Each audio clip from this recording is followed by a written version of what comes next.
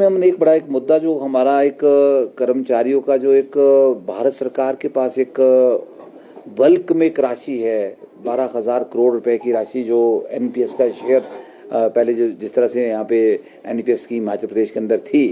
और उसका लगभग आज 12,000 करोड़ के आसपास का जो शेयर है वो एनएसडीएल जो भारत सरकार है उसको जो देख रही है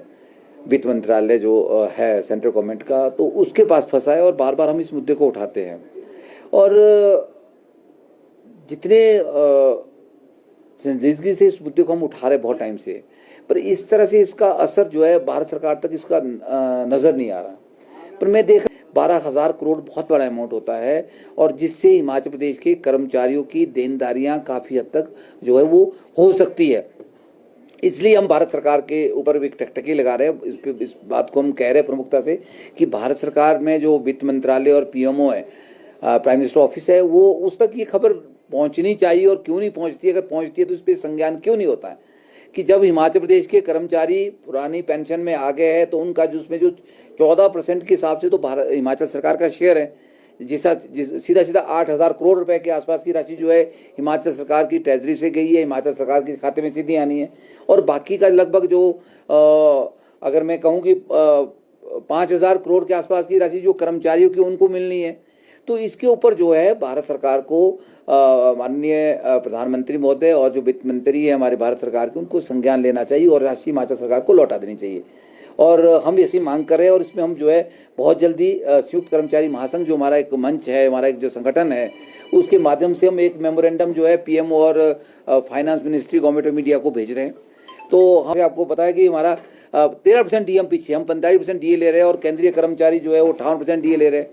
तो हमारा 13% डीए है, एरियर हमारा उसकी अदायगी नहीं हो पा रही है। और इसके साथ साथ जो है हमारा अब नया वित्त आयोग जो 7वां वित्त आयोग लागू होना है जनवरी 26 से, वो भी लागू होने वाला है। अभी हमारी जो छठे वेतन आयोग की है वो ही उसको सेटल नहीं हुआ, नॉर्मली सेटल नहीं हुई है। हम पंजाब से भी डेविएट कर रहे हैं, बहुत पीछे हैं। और जो 7वां वेतन आयोग है जिसकी हम मांग कर रहे हैं और हम इसके लिए भी साथ साथ मांग करते हैं कि भी माननीय मुख्यमंत्री इसकी भी घोषणा करे। अगर पंजाब लागू करता है, अपना पे कमीशन को बढ़ाने की घोषणा करता है तो ठीक है, नहीं तो सेंटर का स्केल हमारे को दिया जाए।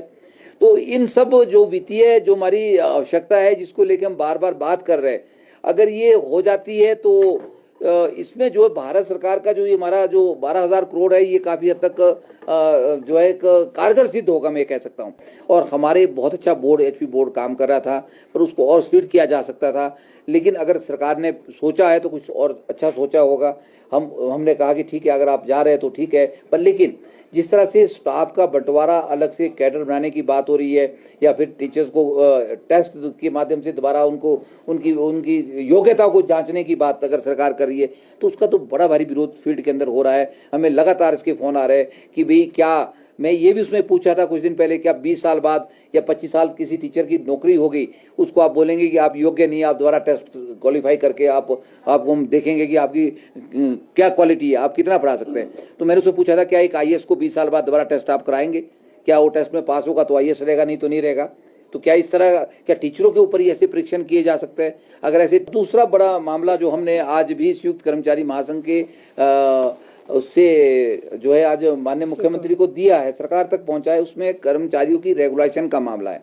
पहले भी कर्मचारियों की रेगुलेशन साल में 2 बार होती थी। अब कुछ समय से आपने देखा होगा 2 सालों से कर्मचारियों की रेगुलेशन एक ही बार हो रही है 31 अप्रैल के स्टेटस को लेके। और फिर अभी मुझे 3-4 दिन से लगातार फोन आ रहे थे मुझे और वर्मा जी को कि भाई हम अप्रैल में के बजाय मई में रेगुलर हो रहे, 2 साल पूरी हो रही है, किसी के जुलाई में 2 साल पूरे हो रहे हैं। तो उनका ये चिंता थी कि अगर सितंबर वाला जो रेगुलेशन का एक पीरियड था पहले उसको बहाल करे तो हमारे जो है 3 साल नहीं लगेंगे। यहाँ तक कि हम तो इसमें ये भी मांग कर रहे हैं कि हमने पत्र के माध्यम से मुख्यमंत्री से आग्रह किया कि जब जब कर्मचारियों के 2 साल होते हैं तो मंथली बेस पे उसको वैसे ही उसको रेगुलर किया जाए, ऐसे उसको रेगुलर माना जाए। ये भी हमने इसमें डिमांड की है। मैंने आपको मेडिकल बिल्स, हमारे कर्मचारी रिटायरी हमारे बैठे अभी रिटायर हो गए, हमारे जो साथी थे हमारे, क्योंकि रिटायरी भी हमारा इस संगठन का हिस्सा है, रिटायर्ड कर्मचारी है चाहे रिटायर्ड टीचर्स है। तो जैसे मेडिकल बिल्स की माननीय मुख्यमंत्री ने भी कहा कि अदायगी कर दी जाएगी, या इन सर्विस टीचर है उनके मेडिकल बिल है, कुछ और है। तो हम बहुत टाइम से मांग करें कि कैशलेस हेल्थ स्कीम्स क्यों ना सरकार लागू करे। उसमें क्या है कि उसमें सरकार का वर्डन भी कम हो जाएगा, क्योंकि हर आदमी जबरदस्ती ऑपरेशन के लिए तो जाएगा नहीं, कोई अपनी चीर फाड़ तो करेगा नहीं, जब उसको जरूरत होगी तो ही वो ऑपरेट होगा या उसको दवाइयों की जरूरत होगी तभी उसको कैशलेस हेल्थ स्कीम का फायदा होगा और डायरेक्ट उसको जो है उसको रिलीफ मिलेगा। और बाकी जो जिस तरह का इसमें जो सरकार का और खर्चा बढ़ रहा है तो वो भी उसमें कम हो जाएगा। तो हम एक मांग कर रहे हैं कि कैशलेस हेल्थ स्कीम को सरकार कर्मचारियों के लिए लागू करे और हर पे